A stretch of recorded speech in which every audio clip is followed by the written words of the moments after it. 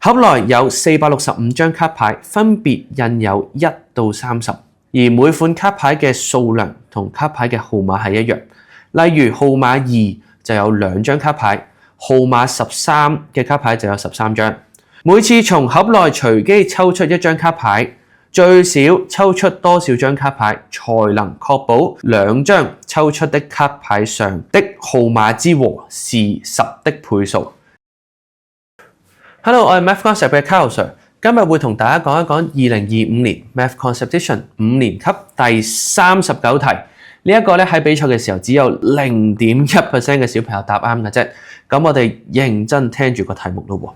最少抽出多少張卡牌，才能確保2張抽出的卡牌上的號碼之和是10的倍數？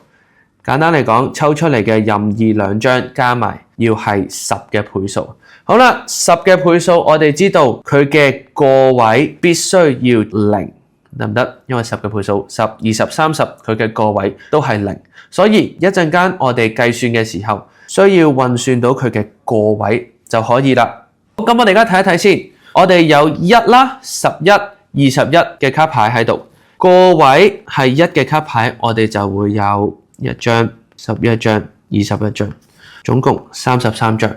個位係2嘅，我哋就會有2啦、12、22加埋36張。個位係3嘅，就會係3、13、20就會係39張。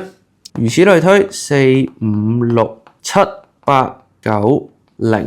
咁我哋喺前段嘅資訊，我哋就已經用完啦。我哋要最少抽出多少張卡牌？好啦，我哋係當自己係非常之唔幸運啊，抽極都係同一張牌。例如我哋有6加6係12，再抽出嚟如果都係6嘅話，最多都係12，唔會係10嘅倍數。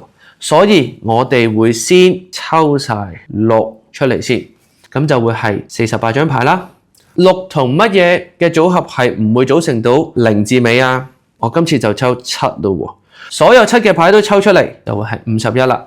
然後6加7係唔會變做10嘅倍數，6加8亦都唔會係10嘅倍數，7加8亦都唔會係10嘅倍數。所以我將所有嘅8號牌都抽晒出嚟，有54張。好啦，再嚟咯，最後6加7唔會係10嘅倍數啦，6加8、6加9都唔會係10嘅倍數。再抽出嚟7加8、7加9都唔會係10嘅倍數。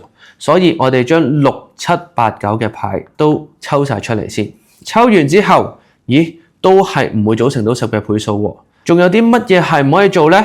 如果我哋將前方嘅牌抽任何一張就會組成到啦，例如6加4啦、7加3啦、8加2同埋9加1，所以無論如何都係唔可以再抽1、2、3、4號牌啦。咦，咁我哋仲可以抽啲咩出嚟呢？我想問下，5加6會唔會係10嘅倍數啊？5加7會唔會係10嘅倍數啊？都唔係，所以我哋係可以抽1張嘅5嘅倍數。再嚟咯，我抽到張5嘅倍數，5加0會唔會係10嘅倍數呢？唔會。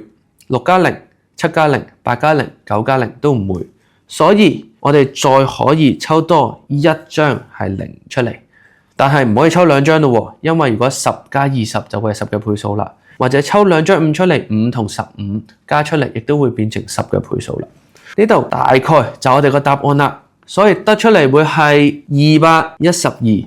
但係呢個係咪 final answer 呢？